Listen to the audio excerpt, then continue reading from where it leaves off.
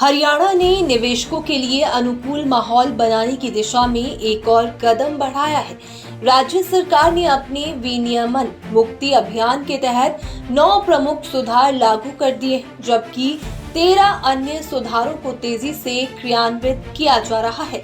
सरकार का लक्ष्य वर्ष के अंत तक सभी 23 सुधारों को पूर्ण करना है, जिससे प्रदेश में उद्योग और निवेश को बढ़ावा मिलेगा। साथ ही बड़े पैमाने पर रोजगार के अवसर सृजित होंगे। कैबिनेट सचिवालय के विशेष सचिव के पाठक और हरियाणा के मुख्य सचिव अनुराग रस्तोगी की संयुक्त अध्यक्षता में हुई एक उच्च स्तरीय बैठक में इन सुधारों पर प्रगति की समीक्षा की गई।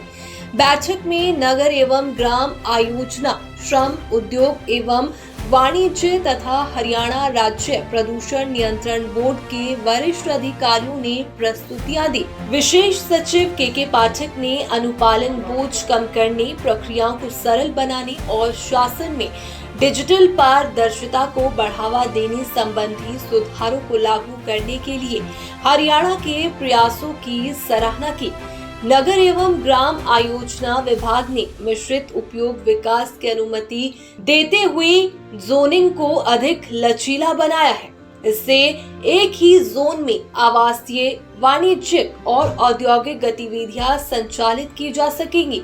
साथ ही इंडिया इंडस्ट्रियल लैंड बैंक से एकीकृत GIS आधारित औद्योगिक भूमि डेटा बैंक भी शुरू किया गया है, जिससे निवेशकों को औद्योगिक प्लॉटों की पहचान और आवंटन में आसानी होगी।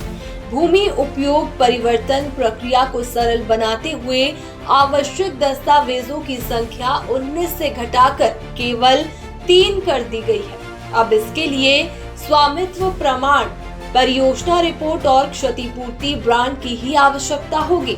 औसत स्वीकृति समय अब घटकर 36 दिन रह गया है।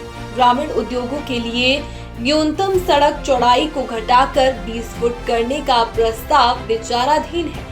हरियाणा भवन संहिता में संशोधन हेतु सार्वजनिक परामर्श प्रक्रिया जारी है, जिसके अंतर्गत डेटा सेंटरों और IT पार्कों के लिए FAR बढ़ाने, सेटबैक कम करने तथा औद्योगिक परिसरों में औद्योगिक आवास बनाने की अनुमति देने का प्रस्ताव है।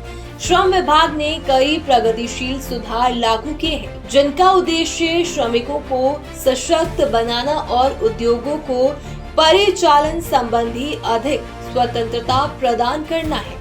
अब महिलाओं को फैक्ट्रियों और दुकानों समेत सभी क्षेत्रों में रात्रि पाली में कार्य करने की अनुमति दी गई है। फैक्ट्री बंद करने और छंटनी से संबंधित प्रक्रियाओं को भी सरल एवं तर्क संगत बनाया गया है। इन सुधारों का मकसद उद्योगों के संचालन में सुगमता लाने के साथ साथ श्रमिक कल्याण भी सुनिश्चित करना है। हरियाणा राज्य प्रदूषण नियंत्रण बोर्ड ने कंसेंट टू एस्टैब्लिश और कंसेंट टू ऑपरेट की स्वीकृति अवधि को 30 दिनों से घटाकर 21 दिन कर दिया है। ग्रीन कैटेगरी उद्योगों के लिए CTO की स्वचालित नवीनीकरण प्रणाली अब 15 वर्ष तक के लिए लागू की गई है। इसके अलावा 734 गैर प्रदूषणकारी उद्योगों को व्हाइट कैटेगरी में पुनः वर्गीकृत करते हुए नियमित निरीक्षणों से छूट दी गई है।